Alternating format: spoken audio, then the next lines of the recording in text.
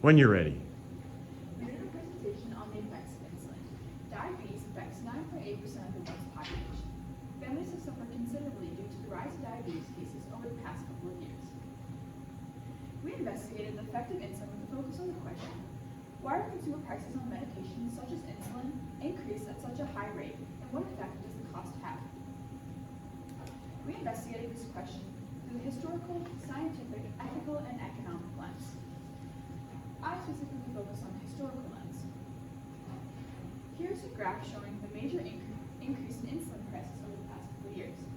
It is estimated that 8 million adults use one or more types of insulin in order to control their blood sugar. The graph shows two different types of insulin and how each type has economically increased since 1996 to 2016.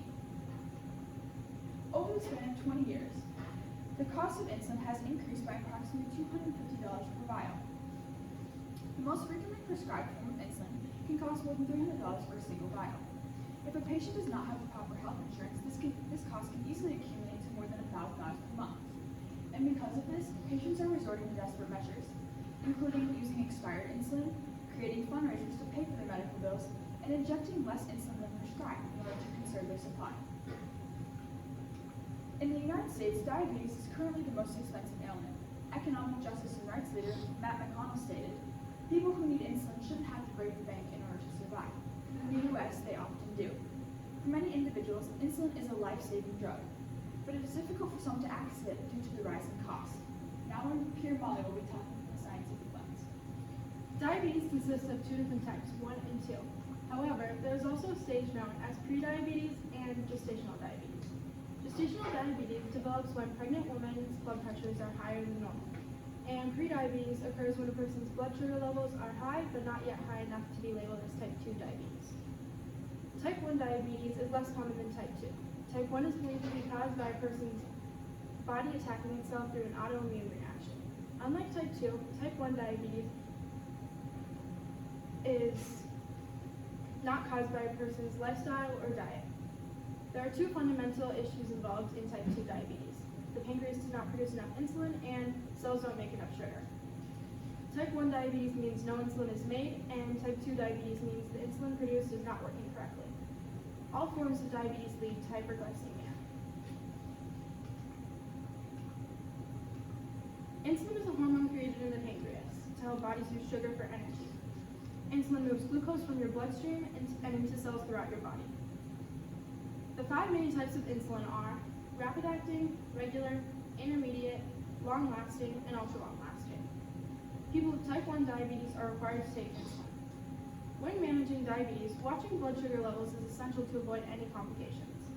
Omnipods are an easy-to-use device for monitoring blood sugar levels and administering insulin when necessary. According to Omnipod.com, one pod can last up to 72 hours. An Omnipod app was created to notify people when blood sugar levels are too high or too low, allowing for a worry-free disease care. Thanks to this excellent device, individuals no longer need to monitor their insulin levels throughout the day. Now, my peer Coco will be speaking from the ethical lens. One major issue with insulin being so high right now is the effect it has on those who cannot afford it. Many diabetics are opting out for taking less of the dose of insulin, also called rationing, in order to preserve money. This may save money, however, will have disastrous effects over time on the patient's health. Taking too low of a dose of insulin can lead to vision problems, kidney disease, heart disease, nerve damage, and can even be fatal in the worst case scenario. Having to make the choice between needed medication and housing, for example, is something no person should have to choose between, especially when already in such a vulnerable position. One possible solution my team and I discussed was the practice of capping off, illustrated in the Insulin Reduction Act. And while we'll be further discussing the possible solution later, I wanted to emphasize the importance of how many people this act would benefit. An estimated 1 million Americans have to ration their insulin every month, and about 14% struggle to afford it as a whole. Capping off would allow patients the maximum fee of $35 a month rather than upwards of $1,000. This would not only reduce the fatality rate that rationing causes, but would also give patients the security that they have access to the medication they need. Although seemingly all positive effects of this act, it has yet to be approved by Congress. With diabetes becoming an increasingly more common issue in America, the push for this act to be moved further has never been higher. Shelby will be further discussing the our solution as well as our information from the economic lens. Thank you, Coco. Using the economic lens, I focused on specifically why the price of insulin has increased at such an alarming rate. And I discovered that it was largely due to one reason, the insulin manufacturing monopoly, because 3 manufacturers, Eli Lilly, Novo Nordisk, and Sanofi, hold a manufacturing patent for the insulin drug, which, according to Dr. Raj Kumar at the Mayo Clinic, has been renewed to last over the federally mandated maximum, because it has been renewed, of 20 years.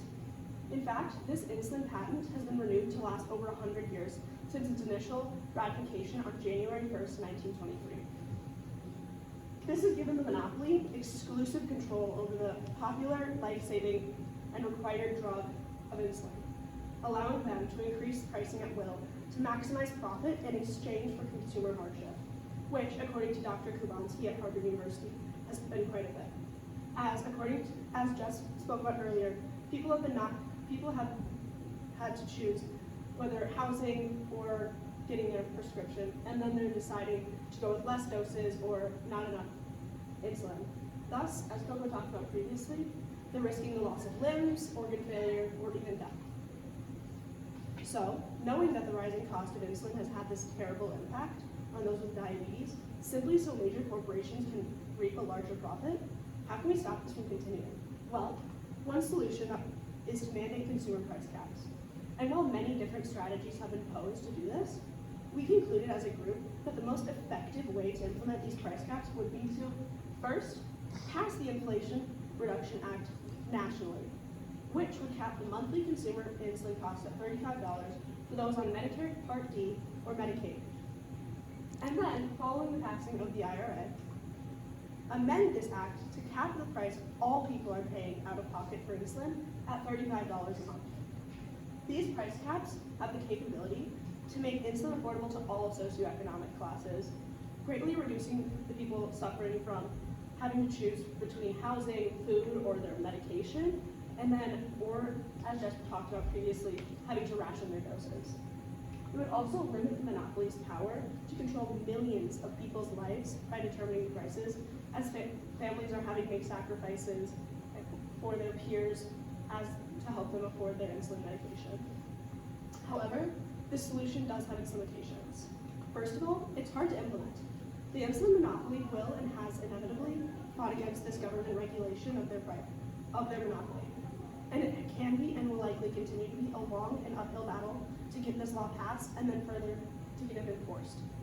And it could lead to less improvement of the insulin products because major corporations like Sanofi, they're only really investing in insulin because they know they can renew that patent and then continue to make insulin at such a high profit margin. So now that these profit margins would be significantly lower, they're a lot less likely to invest the tens of millions of dollars that they have previously. So, to conclude, the cost of insulin, having risen at such an alarming rate, leads to physical, financial, and emotional hardship for those with diabetes and their peers, as talked about with Jess and Coco's lens. So, although it may not be the most perfect solution, implementing mandated price caps can help to ease this burden that people are suffering. Thank you so much for your time. All right, a couple of questions. Jessica, give one specific way your thinking changed as a result of learning about Molly's findings. My thinking changed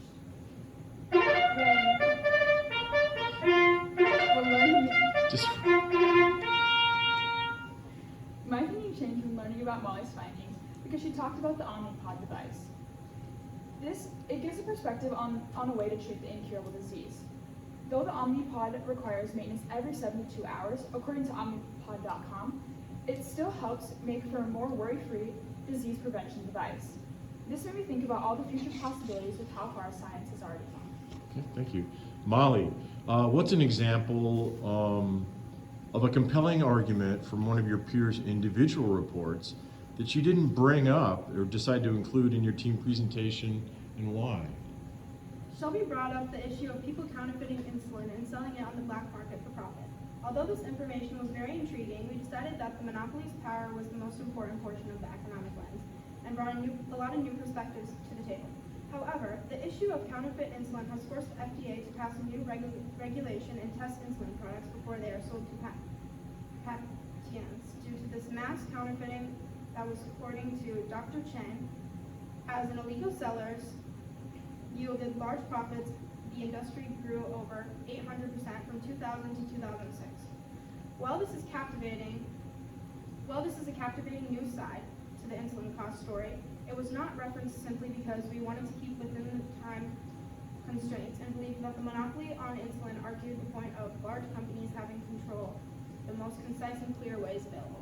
All right, thank you, Molly. Hey, Coco, if you had another team member, what perspectives could they have researched that would have been useful to your project? So my group and I discussed that we think the futuristic lens would have been the best fifth option for us because to see how the price would have fluctuated in the next years. So we thought that that would be a very beneficial topic, but obviously it's futuristic, so we don't know the prices, and so we can't really apply that. Okay, thank you. And Shelby, what is a way in which your team's resolution makes you think differently about your own individual research?